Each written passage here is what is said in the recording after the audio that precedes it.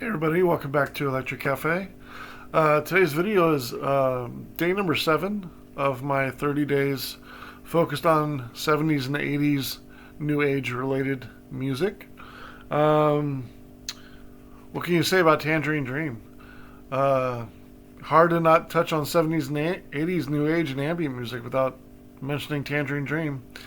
And so I put in one of their best, 1974's Phaedra. Wow, what can you say about this album? This is actually an original copy. Unfortunately, I had to cut in there, but I do love the inside of this album. One of my favorite artworks from the 70s. And it's just like the album, too. It's very minimal. Colors are great. Love the type. Love the font. And it's gatefold as well. Just makes it really cool. This is their second time on the channel, by the way. I did review the album Cyclone. I think it was from 1978 or 77. I think it was 78 was Cyclone. Cyclone was an interesting album for them. It's kind of their, I don't know, maybe most progressive rock album of the 70s. Especially, definitely of the Virgin years anyways, when they signed to Virgin in 74. Of that time, it's definitely the most progressive rock. And I gave it a 62 out of 100. I think it's a good album. Of course, Phaedra is a classic. You know, this is kind of the classic lineup too. Edgar Froese, Peter Baumann, and Chris Frank. I think it's Frank, right? Not Frankie. Only Americans would add the E on there. Yeah, it's kind of the classic lineup in some ways. I think what's really important for this, there's only 4 tracks on here. The title track is on the first side, and then there's 3 tracks on the second side. I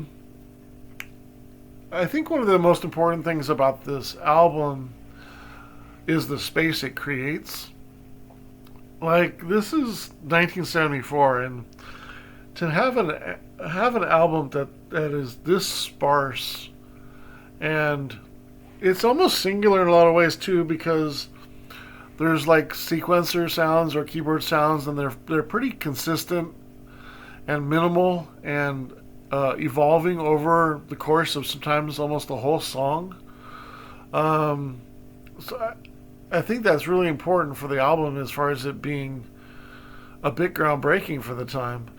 The layers are excellent. The ebbs and flows are really nice. I'm not sure if it's whether it's echo or chorus or reverb on some of the tracks, but it's almost like the perfect amount that it causes it almost sounds like there's 2 instruments, but it's not really. There's times when there's like the first track, Phaedra has almost there's a part where there's maybe 30, 45 seconds where it sounds like a choral, like it sounds like a voice is singing along. And I'm still not sure if it is. I mean, I think it is, but it's just done so perfectly that the two, a choral voice and a keyboard sound, are so in tune with each other. It almost sounds like it's an echo. But it's really not, and I'm assuming it's a voice for that time. But they're just so close and reminiscent, and the tone and color of them are so on with each other. It almost sounds like just the perfect accompaniment to the synthetic side and the sort of voice side or analog sound or human side of it.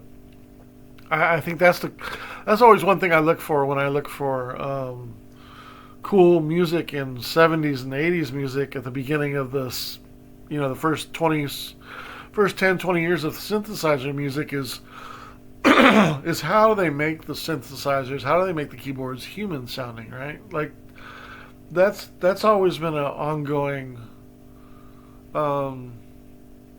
love affair for producers, and I think an ongoing, maybe it's not even maybe it's not intentional for the producers to do that, but I think everybody, for the most part, not all of them, I mean, there's certainly some electronic producers that want the sounds to be electronic, and they are electronic. It's just how close to how close can a drummer get a drum kit or do a drum program that sounds as if it was a drummer, right? Like, how can a keyboard player get strings to sound like they're strings from a 10-piece orchestra, right? Like, there's always a little bit of that producing where you're trying to make the synthetic sound as real as possible, and almost like a synthetic version of it. Even if you want to stop somewhere in the middle and not go to the point where you couldn't tell the difference, if you could, but you reserve it a little bit and you have a great synthetic version of that, right? There's also, you know, I don't know if producers do that subliminally, but I think for a lot of times they really kind of they try to get that right, and they try to get to that level where it does sound very natural to the ear, because that's what non-synthetic music does. That's what nature sounds does. That's what that's what nature sounds are, and strumming a wooden or a string, with a wooden instrument over a string over another string that's hollow, is going to create a reverberance of a wooden, tone emphasized, and that's how you make sound in the old days, right? That's like guitars and stuff like that, or cellos, or strings, or whatever, or violins, whatever, right? So you're kind of capturing the reverberance of that sound, right? So when new keyboards come out, new synthesizers come out every year, well, you're a producer. How do you take that new piece of gear and make it sound as organic as you can, or as human as possible? And so there's something that I generally look for in the 70s, 80s music is how well they do that. And I think in this respect of this album, there's not one that really matches it, in my opinion. For that reason alone, this album is groundbreaking. Not even to mention how spacious and minimal sounding it sounds, and how good the sequencers sound. That's a personal favorite, a favorite thing that I look for.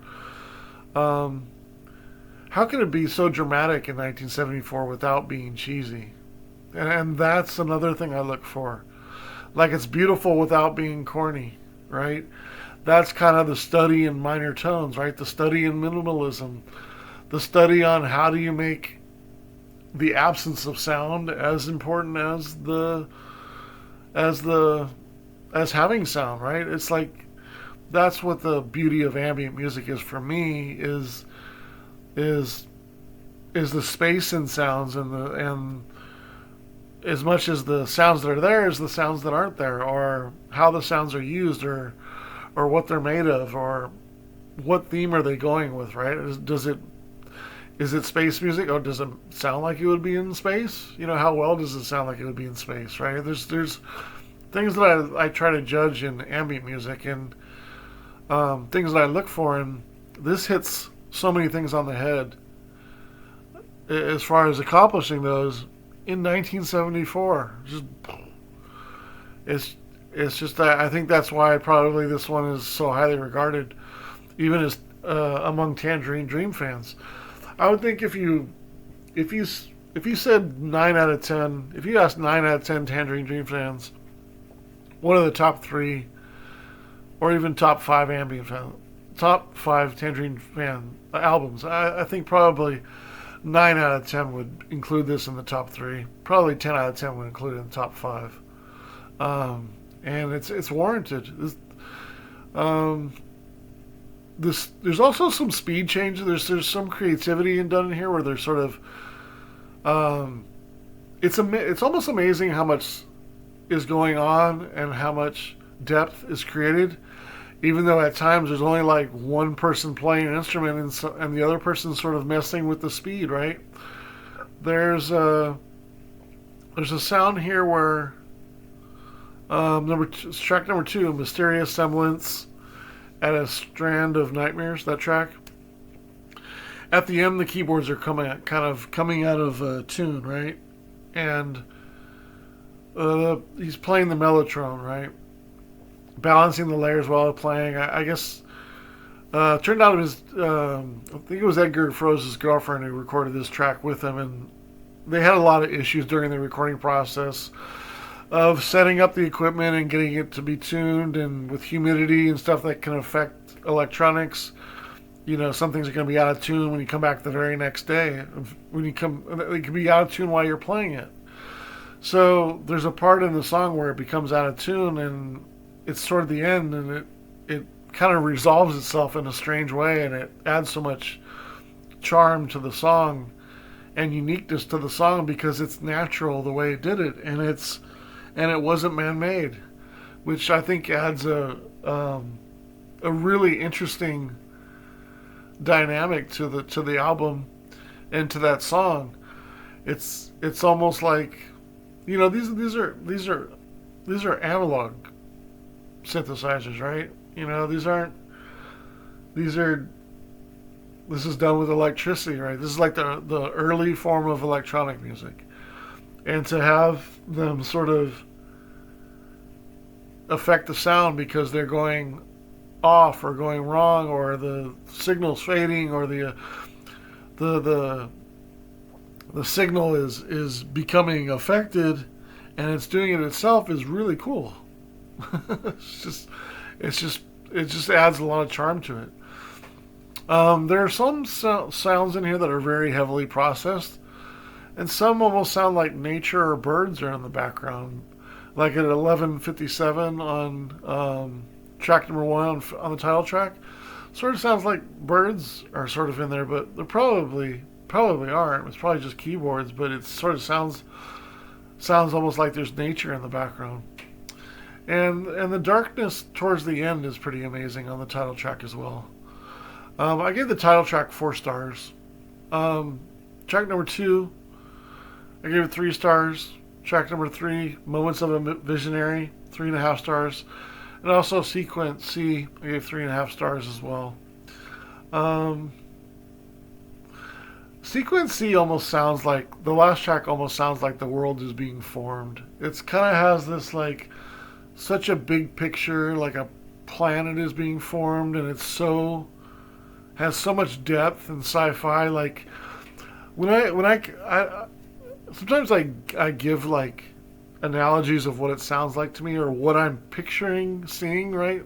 Kind of goes back to the theme of ambient music, ambient producers and new age producers writing music, is they have a theme, right? I just did Tomita's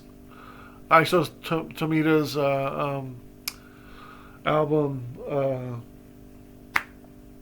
oh geez, I'm blanking on the name, Bermuda Triangle, right? So he did a theme to make the music sound as if it's part of that. So it takes you as a listener, it takes you there, right?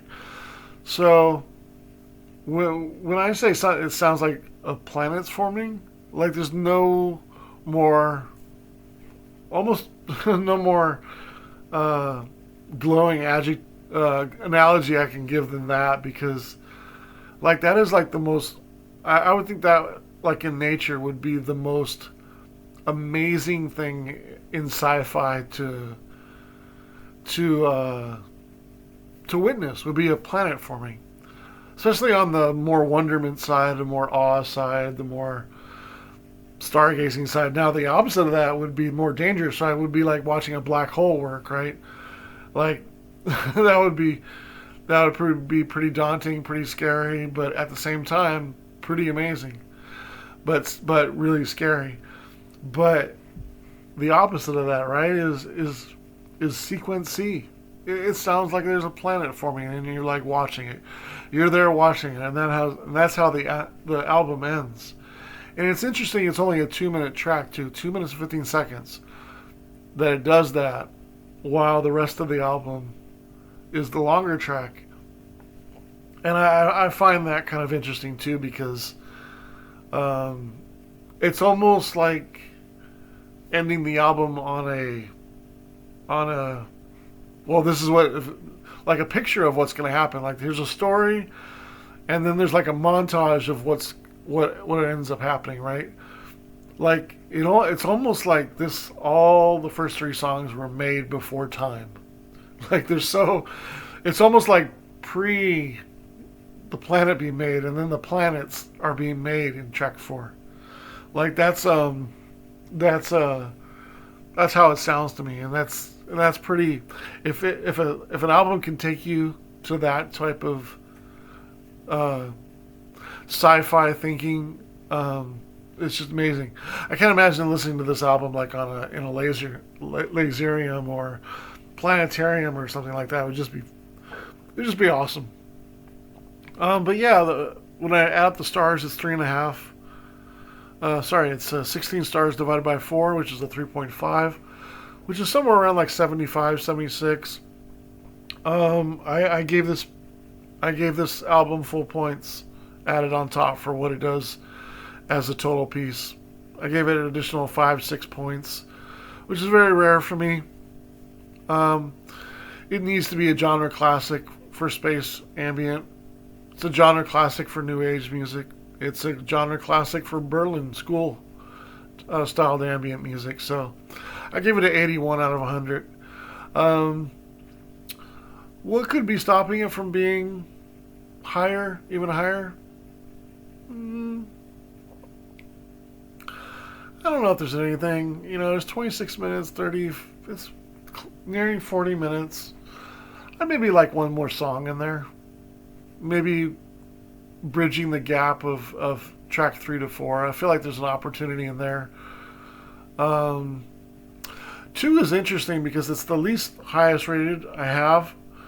It's the most basic, but it's the most minimal because there's not a lot going on. But they do a good. It sounds like they've done a cool job of sort of evolving the sounds in there. So I'm a little torn on that track. Like it could be a little bit better. It could be, but I do like the experimentalism in there, and I do like the minimalism in there, and I like the sounds. After a track like Phaedra, and a track like Sequence C, I think maybe a middle track in there, a really strong middle track in there could really take the album a little higher, maybe even into the high 80s. I don't know if I can say it's an all-time classic, but it's a genre classic for sure. I don't know if I would, give it as an. I mean, it's hard. It's hard to say. It's in some ways it's not a 90 or higher because if you said if somebody asked you to give you a good my favorite example of a 70s ambient music, be hard pressed to find something I wouldn't recommend over this. So in some ways it probably should be closer to 90, but it's I'm what do they call it?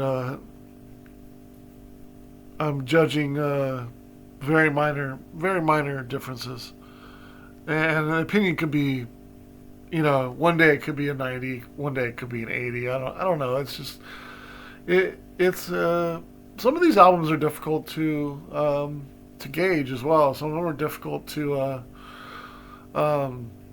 rate, and I think the reason why I'm so high on this record is because it makes you think, and it makes you feel, and it's way ahead of the time. Love the artwork as well.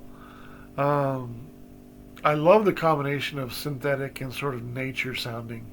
Like that combination is so desirable in ambient music. You want to feel like you're escaping to something that's otherworldly, right? Something that's not known or a faraway place, right? I always, space music is my favorite. I love when it does that. But there's also a nice feeling of comfortability and it being grounded to the point where maybe you're coming from a place you imagine and sort of going to a place you don't, or some sort of feeling like it's maybe even attainable, or maybe you're on a spaceship. Maybe there's some sort of normal life on there, right? Some normal sounds on there. It gives you kind of a feeling like it is a little bit attainable and as if you could be there, right? I think that's kind of the balance of ambient and synthetic music and nature music or real music or real sound or real sounds and synthetic sounds. I guess would probably be a better way to say it. But Phaedra does a great job of combining the two. Yeah, just an excellent album. But yeah, that's my second time having Tangerine Dream on the album. I'm looking forward to breaking out the rest of the collection and reviewing it as well. I'm a big Tangerine Dream fan, especially of their Virgin years, 74 to roughly 84, and a little bit of their soundtrack stuff as well. And some of their experimental and crowd stuff isn't bad as well. But yeah, that's my overall thoughts on Tangerine Dreams. 1974 album called Phaedra, 81 out of 100. Curious if you have any. What's your opinion on this album? There's got to be some Tangerine Dream fans out there. I don't need to ask for your top 3 Tangerine Dream albums unless you want to give it. But what is your thoughts on this album, and what would you rate it out of 100? All right, thanks so much.